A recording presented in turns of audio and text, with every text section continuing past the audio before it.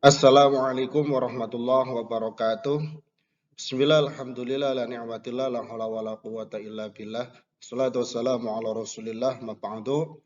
Bapak, Ibu Guru PAI dimanapun berada yang saya ta'zimi, rahimakumullah.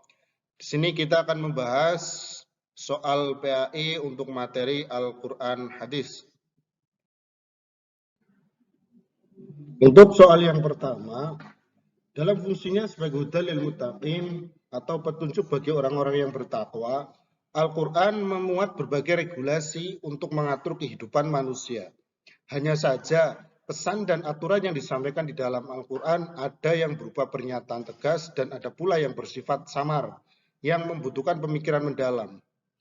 Dua bentuk pernyataan ini dalam terminologi ulumul Quran disebut A. Muhkamat dan ghairu muhkamat, B.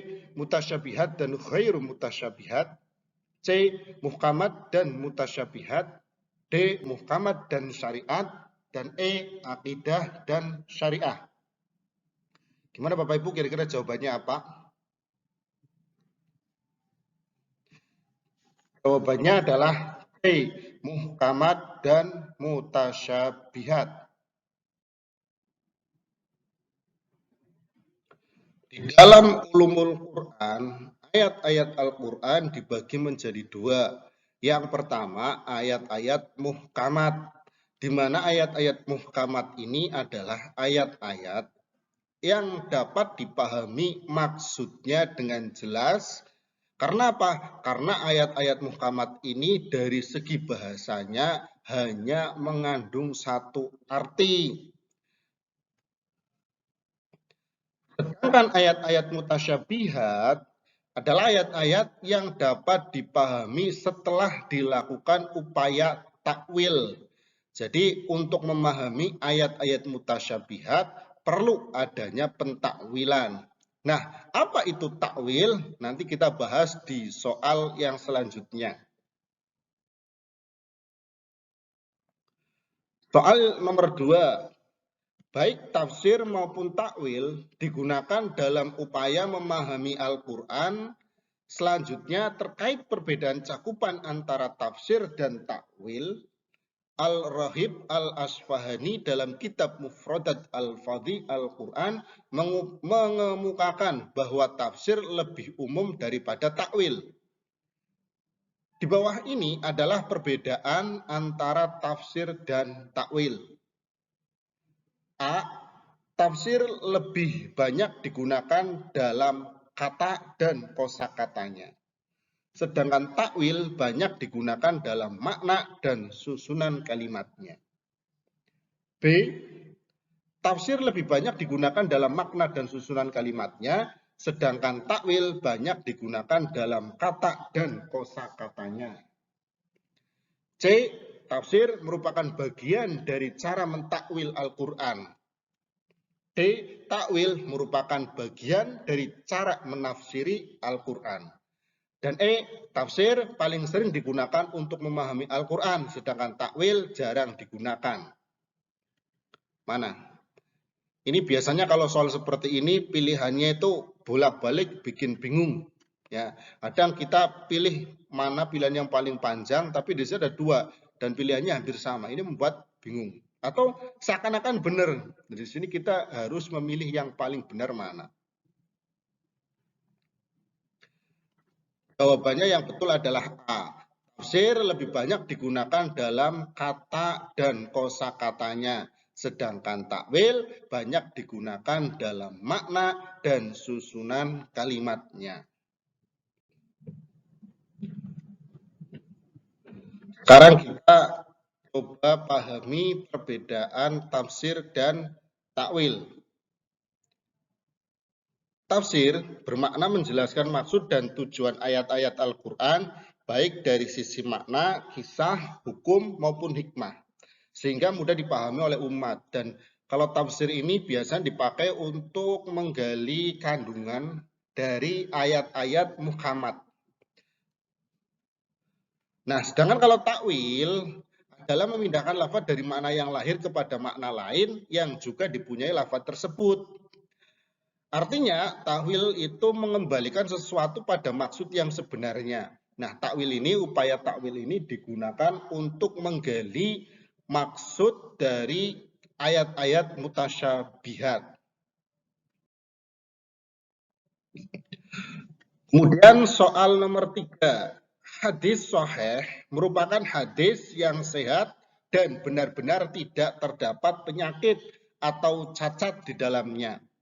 Dengan demikian, untuk menentukan hadis tersebut sahih atau tidak, ada kriteria yang harus dipenuhi. Berikut adalah kriteria hadis sahih, kecuali A. Sanadnya bersambung ittisal as-sanad. B. Moralitas para perawinya baik. C. Intelektualitas para perawinya mumpuni. D. Diriwayatkan oleh banyak orang. Dan E. Tidak janggal. Gimana kira-kira jawabannya apa? Jawabannya yang betul adalah D. Diriwayatkan oleh banyak orang. Ini yang bukan kriteria hadis sahih. Ya, di sini kita membahas kriteria hadis sahih, bukan tentang mutawatirnya suatu hadis. Nah, hadis sahih itu ada 5 syarat, ya, 5 syarat yang harus dipenuhi agar hadis itu termasuk hadis sahih. Yang 4 ini sudah syaratnya bersambung, moralitas para perawinya baik, intelektualitas para perawinya mumpuni, kemudian tidak ada janggal. Satu lagi, tidak ada cacat di dalamnya, ya. Ini 5 kriteria yang harus dipenuhi agar hadis itu masuk ke kategori hadis sahih. Kemudian soal yang nomor 4. Secara umum, fungsi hadis terhadap Al-Quran adalah sebagai penjelas atau bayan terhadap makna Al-Quran yang umum dan juga global. Fungsi hadis yang menjelaskan apa yang sudah dijelaskan di dalam Al-Quran adalah A. Bayan tafsir, B. Bayan takrir, C. Bayan tasyri', D. Bayan nasah, dan E. Bayan mujmal. Apa jawabannya? Jawabannya B. Bayan takrir adalah fungsi hadis sebagai penguat. Sesuatu yang sudah dijelaskan Al-Quran kemudian dijelaskan kembali di dalam hadis. Ini fungsi hadis sebagai penguat. Nah, di sini kita akan jelaskan fungsi hadis terhadap Al-Quran. Yang pertama, bayan takrir. Tadi sudah dijelaskan sebagai penguat keterangan Al-Quran. Jadi, sesuatu yang sudah dijelaskan di dalam Al-Quran, kemudian dijelaskan kembali dalam hadis. Contoh, hadis tentang memakan harta anak yatim. Ya, ini di dalam Al-Quran sudah dijelaskan, kemudian hadis juga memperkuat keterangan ini.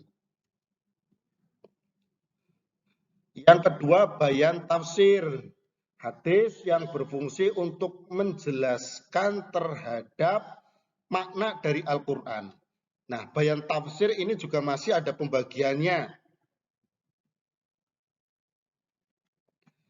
Yang pertama, tafsir al-mujmal, yaitu sebagai penjelas terhadap ayat-ayat Al-Quran yang masih bersifat global. Contoh, di dalam Al-Quran itu diwajibkan kita sebagai umat muslim untuk mendirikan sholat, aqimis sholat.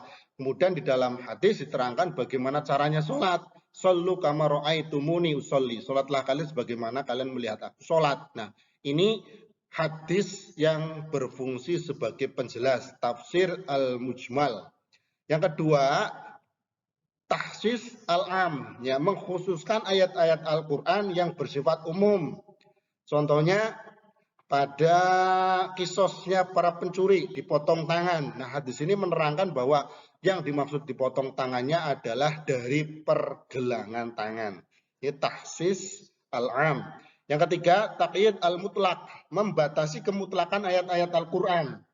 Contohnya adalah diharamkannya orang muslim menerima waris dari non-muslim. Begitu juga sebaliknya, non-muslim dilarang menerima waris dari yang muslim. Nah, ini taqyid al-mutlak. Kemudian bayan tasyri, yaitu fungsi hadis yang membuat hukum syariat yang belum dijelaskan dalam Al-Quran atau hanya terdapat pokok-pokoknya saja. Jadi di Al-Quran ada hukumnya tapi masih pokok. Nah, di sini kemudian hadis berfungsi untuk menjelaskan atau membuat hukum syariat. Contoh yaitu hadis tentang zakat fitrah. Kemudian yang terakhir, fungsi hadis terhadap Al-Quran adalah bayan nasakh, yang berfungsi untuk menghapus atau membatalkan ketentuan yang terdapat di dalam Al-Quran. Walaupun fungsi hadis sebagai nasakh ini ada perbedaan pendapat. Kalau ulama di kalangan ulama Hanafiyah itu sepakat atau setuju dengan fungsi hadis ini sebagai nasakh, menghapus ya, karena berpendapat bahwa ada hukum-hukum tertentu yang kemudian sekarang sudah tidak berlaku lagi. Nah, kalau ulama Syafi'i, Imam Syafi'i dan pengikutnya itu tidak sepakat dengan fungsi hadis ini, karena bagaimanapun kedudukan Al-Quran itu lebih tinggi daripada hadis, maka hadis tidak bisa menghapus hukum yang ada di dalam Al-Quran. Soal selanjutnya, soal nomor 5. Di sini tertera sebuah hadis. Anin Nabi sallallahu alaihi wasallam naha am bai'i fadlil ma'i. Perhatikan hadis di atas. Pernyataan di bawah ini yang mempunyai maksud serupa dengan makna hadis di atas adalah, ini biasanya muncul soal-soal seperti ini. Ya, kita disuruh menganalisis sebuah hadis. Ini biasanya teman-teman yang mungkin agak lemah di bahasa Arabnya atau teman-teman yang kurang memahami nahwu sorobnya itu biasanya bingung ketika ada soal-soal seperti ini. Nah, cara untuk menjawab soal-soal seperti ini sebenarnya tidak harus kita tahu arti hadisnya secara full. Paling tidak mungkin kita tahu satu atau dua kata dari hadis ini, kemudian kita analisis. Contoh, hadis yang ada di sini, Ani Nabi Shallallahu Alaihi Wasallam naha. Mungkin kita tahu arti naha karena ini sudah familiar kan. Amar ma'ruf nahi mungkar. Nahi itu melarang. Berarti naha itu melarang. Kemudian di situ ada kata bai'i, ya bai. Halallahu bai'a wa harrama riba. Allah menghalalkan jual beli, berarti bai'a itu jual beli. Berarti larangan menjual. Terus mungkin ada kata lagi yang kita paham, ma'i misal. Di situ ma'i itu air. Larangan menjual air. Nah, kira-kira kemudian kita analisis ketemu ya di sini dari pernyataan pilihan A, B, C, D, E ini yang sekiranya mempunyai maksud yang serupa dengan larangan menjual air mana? A. Menyimpan air untuk cadangan kebutuhan keluarga saat musim kemarau. B. Memelihara hutan agar kebutuhan air tetap terjaga. C. Menjual air saat musim kemarau dengan harga yang terjangkau. D. Membiarkan tetangga sawah mengambil air dari sawah kita yang berlebih. E. Membuat sumur yang dalam agar mendapatkan air yang jernih. Mana kira-kira jawabannya? Kalau jawaban C itu jelas salah, itu menjual. B. Memelihara hutan juga nggak ada kaitannya. Kemudian yang E, membuat sumur untuk mendapatkan air yang jernih juga nggak ada kaitannya. Antara A dan D. Nah, mana kira-kira jawabannya? Jawabannya adalah yang betul, membiarkan tetangga sawah mengambil air dari sawah kita yang berlebih ya, karena kita dilarang untuk menjual air, maka ketika kita punya air lebih kita biarkan tetangga kita untuk mengambil airnya tanpa meminta bayaran. Ini soal-soal seperti ini biasanya sering keluar, menganalisis sebuah hadis, kemudian kita disuruh mencari makna yang serupa. Ya, mudah-mudahan dengan seperti ini bisa membantu Bapak Ibu semua. Nah, itu saja video dari kami. Mudah-mudahan bisa bermanfaat. Apabila video ini ada manfaatnya, monggo silakan share biar banyak yang bisa mendapatkan manfaat dari video ini. Dan kami mohon sedekah subscribe-nya Bapak Ibu untuk mendukung channel ini. Sekian dari kami, kurang dan lebihnya mohon maaf. Wassalamualaikum warahmatullahi wabarakatuh.